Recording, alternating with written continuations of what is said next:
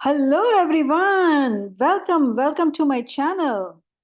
I am very excited to start a new teaching on Vedic astrology on my channel.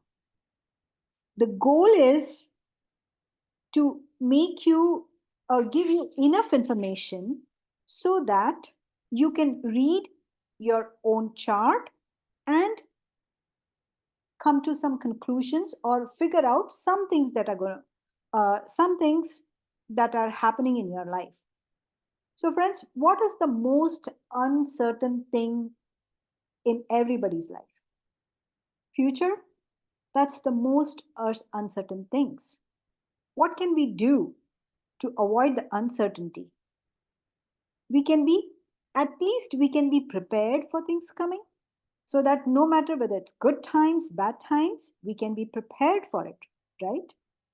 And I'm going to help you read it and understand whether good times are coming, bad times are coming, certain things are going to work out, certain things not work out. It will be a series of lecture, not everything cramped into one. We are going to go in detail about how to read it. Okay. One thing that I need to specify before we go ahead, this is for educational purposes only. I do not share any client's patrika, or I will not be discussing any person's personal patrika or birth chart on my channel. Everything just I will pick up some hypothetical date of birth or some hypothetical chart and then discuss that and how to deduce some or come some conclusions based on that.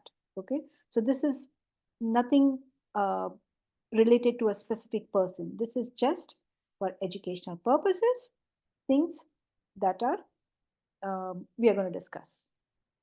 All right. So the basics. Let's start with basic.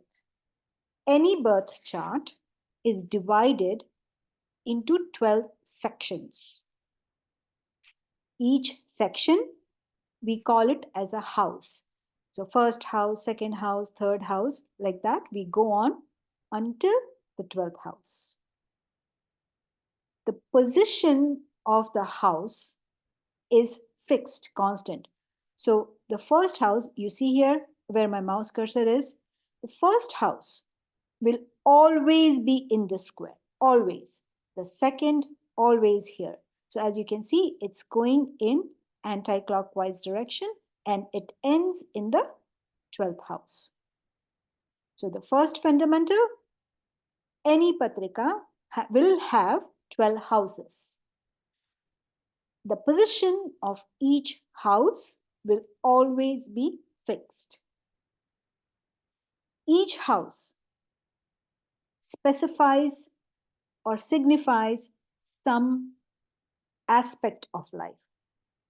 For example, the first house, it's also known as the Lagna house, which is the most important. This house predicts or tries to or gives you an idea about an overall life, how it's going to be, among other things. I mean, it's not just one thing, but each house will have its own specific things, which will also be influenced by the planets or anything in other houses. But in general, we look at first house for seeing, okay, how your overall life is going to be, which is your Lagna house. Your second house signifies money, finances, family, among other things also. So if you want to find out more about finances, how your family is going to be, the monetary benefits, you look at the second house. But see, money by itself is nothing, right? So you combine it with the first house and becomes like overall how your life would be along with the finances. Third house, it signifies your siblings, whether you will have siblings or how would be the health of your siblings in general about that. But again, it's not the only determining factor. Each house works in combination, but the main information it provides is about siblings. Fourth house is about your mother's health, among other things, your relationship with your mother, all these it specifies here. Fifth house signifies your children, like overall life of your children, health of your children, your education, your past life karmas. Yes, you can even know about your past life karmas from the first house. But again, it's not just the only thing, amongst other things, it specifies that.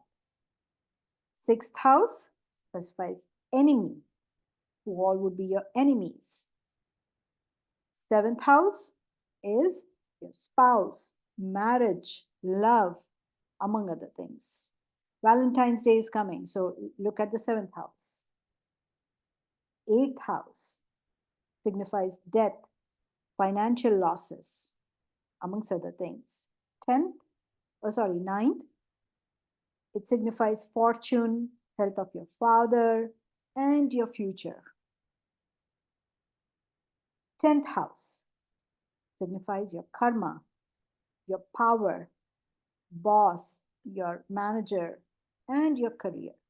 Like what would be the best career for you, what would be the best field for you to get into. That's all you can deduce from 10th house.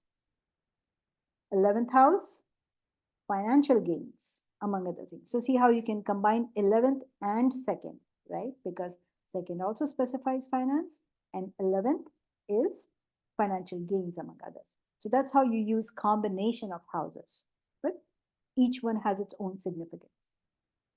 12th house signifies expenses, amongst other things.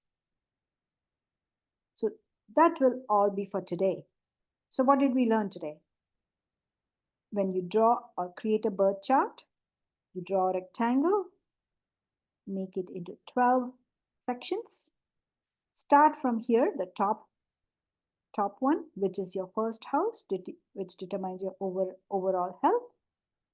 Go to second, third, fourth, fifth, sixth, seventh. That way, you go all the way until 12 in anti-clockwise direction.